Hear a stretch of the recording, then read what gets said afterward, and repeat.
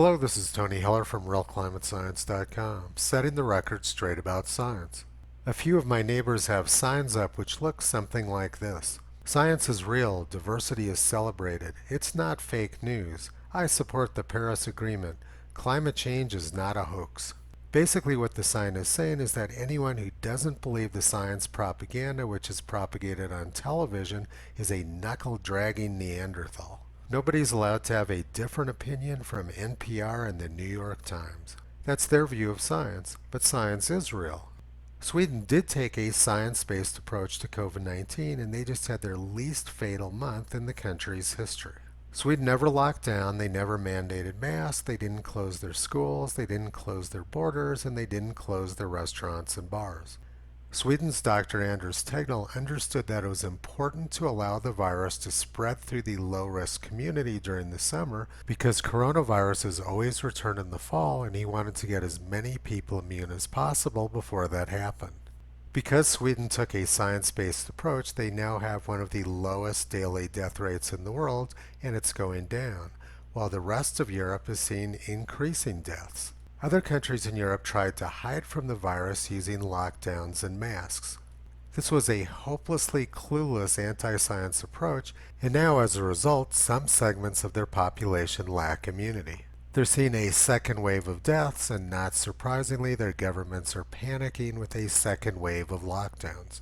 Science is real. Sweden took a science-based approach and they're being rewarded for their smart actions. But Sweden has been viciously attacked for doing the right thing because the anti-science people claim that they're the ones who know what science is. Few people are more anti-science these days than the formerly respectable magazine Scientific American. A month ago, Scientific American was singing the praises of New Mexico's Governor Michelle Lujan Grisham, more affectionately known as Wuhan Lujan. Here's what Scientific American printed on September 15. How New Mexico controlled the spread of COVID-19. The state went after the disease with widespread testing and science-based targets.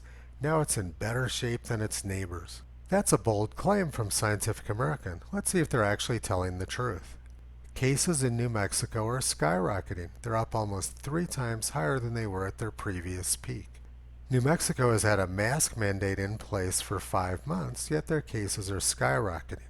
This is what they call science. Now let's look at how New Mexico's neighbors are doing. Scientific American said that New Mexico is doing much better than its neighbors. Well, unlike New Mexico, Arizona's cases are way down from the peak, and the same story in Texas. It sure looks like Scientific American doesn't know much about science, but they do know a lot about propaganda.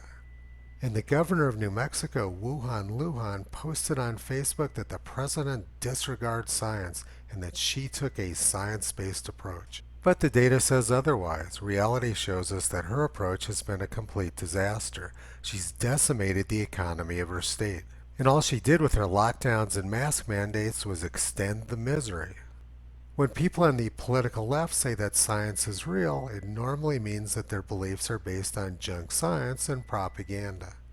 Meanwhile, the New York Times, who also believes that science is real, printed today, "In Colorado it feels like a fire season without end." The mountains of Colorado are expecting about a foot of snow tonight, so the fire season will end very soon, within 24 hours of the New York Times printing this article. Science is very real, it's just that many people on the political left have no idea what science is. People who actually understand science and are confident of their position are eager to debate and are eager to hear the opinions of others. But the fake science of the left relies on arrogance and censorship to hide the fact that they have no confidence or scientific skill. Toto is planning on visiting New Mexico this summer, but their anti-science governor made that very difficult. You can visit Toto and Kyrie on the web at realclimatescience.com.